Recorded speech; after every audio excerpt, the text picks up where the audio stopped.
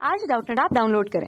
Doubtnut पर अपने सभी गणित, रसायन विज्ञान, भौतिक विज्ञान और जीव विज्ञान के डाउट्स का करो सफाया। बस प्रश्न की फोटो खींचो, एक ही प्रश्न को क्रॉप करो और तुरंत वीडियो सोल्यूशन पाओ।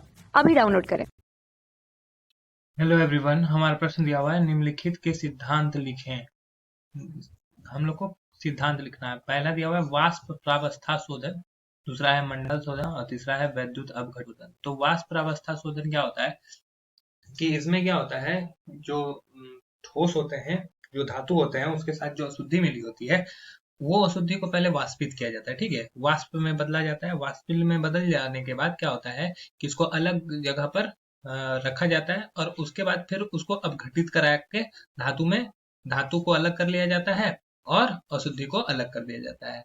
तो वाष्प प्रावस्था शोधन, तो वाष्प प्रावस्था शोधन का दो विधि है। ठीक है, दो विधि में पहला विधि ये है कि इस प्रक्रिया में ठोस को वाष्पशील यौगिक में बदलते हैं। ठीक है, वाष्पशील यौगिक में बदल दिया गया और उसको किसी अन्य जगह पर स्टोर कर दिया गया। ठीक है, अन्य जगह पर रखते हैं और फिर उसको क्या करते हैं, अपघटित कराते हैं। अपघटित कराने से क्या होता है, धातु और अशुद्धि निकल जाता है। धातु को इस प्रकार से अलग कर लेते हैं। ठीक है, धातु को अपघटित कराकर प्राप्त कर लिया जाता है। तो इस पूरी विधि को वाष्प प्रावस्था शोधन कहते हैं। ओके, तो इसमें क्या होता है कि इसमें एक जैसे एग्जाम्पल के तौर पे देखो, निकेल, इसके लिए क्या है, यहाँ पे CO की उपस्थिति में इसको गर्म कराते हैं और ये पहले क्या होता है कि ये इसके साथ वाष्पशील यौगिक बन जाता है, NiCO, ये वाष्पशील यौगिक बन गया।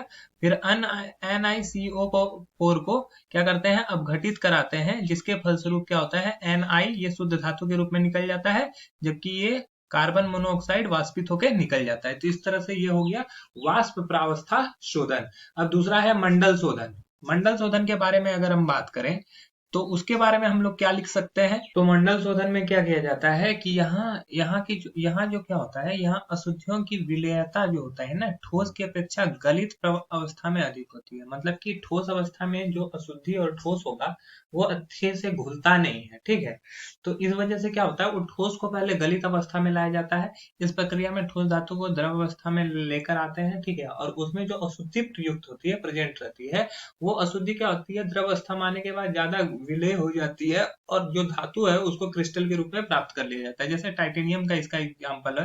एग्जाम्पल के तौर पर जिर्कोनियम भी ले सकते हो। टाइटेनियम आयोडीन की उपस्थिति में जब गर्म कराते हैं तो ये ठोस अवस्था में रहता है। तो ये जब पहले गलित अवस्था में गया, ठीक है, अब गलित अवस्था में क्या हो रहा है कि इसको जब हम लोग और विलेयता इसका आयोडीन का यहाँ पे बढ़ जाता है, और विलेयता जब आयोडीन का बढ़ जाता है, इसको थोड़ा सा और हीट करते हैं तो ये हल्का क्रिस्टल की तरह निकल जाता है और इसका विलायक के रूप में ये रह जाता है और धातु जो होता है ये क्रिस्टल के फॉर्म में निकल जाता है। तो इस तरह से इसको बोलते हैं मंडल शोधन। और आखिरी हम लोग का दिया हुआ है वैद्युत अपघटन शोधन। ठीक है, मतलब कि इसका नाम से ही पता चल रहा है विद्युत अपघटन, मतलब कि विद्युत के द्वारा किया जाएगा। तो विद्युत अपघटन के बारे में अगर बात करें तो विद्युत अपघटन में क्या किया जाता है, एक एनोड लिया जाता है और एक कैथोड लिया जाता है और करंट फ्लो कराया जाता है। तो इसको अगर हम लोग, इसके लिए कोई खास डेफिनेशन नहीं है, इसमें समझ जाओ कि इसमें क्या प्रोसेस किया जाता है। इसमें दो इलेक्ट्रोड लिया जाता है, जिसमें शुद्ध धातु जो होता है, शुद्ध धातु, उसको लिया जाता है कैथोड के रूप में। ठीक है, शुद्ध धातु को कैथोड और जो अशुद्ध धातु होता है उसको एनोड के रूप में लिया जाता है। ठीक है, जिसमें अशुद्धि प्रेजेंट रहती है, अशुद्ध धातु, इसको एनोड के रूप में इस्तेमाल किया जाता है। ठीक है, और इस यहाँ पर एक इलेक्ट्रोलाइट्स, ठीक है, इलेक्ट्रोलाइट्स का भी इस्तेमाल किया जाता है, जो धातु का जलीय विलयन होता है, धातु के लवण का जलीय विलयन होता है, ना कि धातु का, धातु का लवण का जलीय विलयन होता है। ठीक है, ये क्या करता है, जब इसमें करंट फ्लो कराया जाता है, ठीक है, इसमें बैटरी से के थ्रू करंट फ्लो कराया जाता है, तो ये क्या होता है कि यहाँ एनोड जो होता है वो ब्रेक करता है। ठीक है, एनोड पर क्या होता है, चीजें ब्रेक करती है।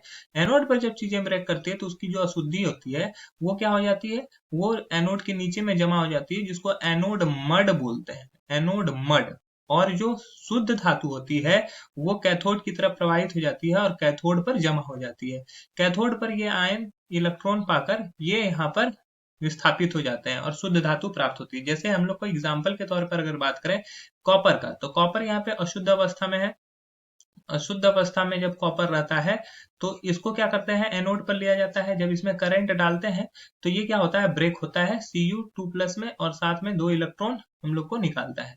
ठीक है, और ये एनोड, ये हमारा एनोड पर हुआ। ठीक है, और कैथोड पर जब जाते हैं तो कैथोड पर ये Cu2+ हमारा शुद्ध धातु है, वो इलेक्ट्रॉन ग्रहण कर लेता है और क्या होता है, अपचयित हो जाता है Cu में। तो इस प्रकार से देखते हैं क्या कि अगर हम इस दोनों को जोड़ेंगे तो क्या होगा, ये इलेक्ट्रॉन कैंसिल हो जाएगा और शुद्ध धातु में ये कन्वर्ट हो जाता है। तो इसी प्रकार से इसका रिएक्शन कराया जाता है। ठीक है, तो ये विद्युत अपघटन के बारे में अगर हम लोग बोले तो बोल सकते हैं कि यहाँ पे अशुद्ध धातु का एनोड के रूप में, जबकि शुद्ध धातु को कैथोड के रूप में इस्तेमाल किया जाता है, और यहाँ पर एक धातु के लवण को इलेक्ट्रोलाइट्स की तरह इस्तेमाल किया जाता है। जब इसमें करंट फ्लो कराते हैं तो अशुद्ध धातु से वो शुद्ध धातु में कन्वर्ट हो जाता है। तो कॉपर में जो यहाँ पे करवाते हैं, कॉपर में लगभग 99.9% तक यह धातु जो होता है शुद्ध देता है। तो यही हमारा सिद्धांत है। आशा है कि आपको समझ में आया होगा। That's all, thank you. कक्षा 6 से 12वीं से लेकर नीट, IIT, JEE वो एडवांस के लेवल तक 1 करोड़ से ज्यादा छात्रों का भरोसा। आज ही डाउनलोड करें डाउटनेट ऐप या व्हाट्सएप करें अपने सारे डाउट्स 8400 400 400 पर।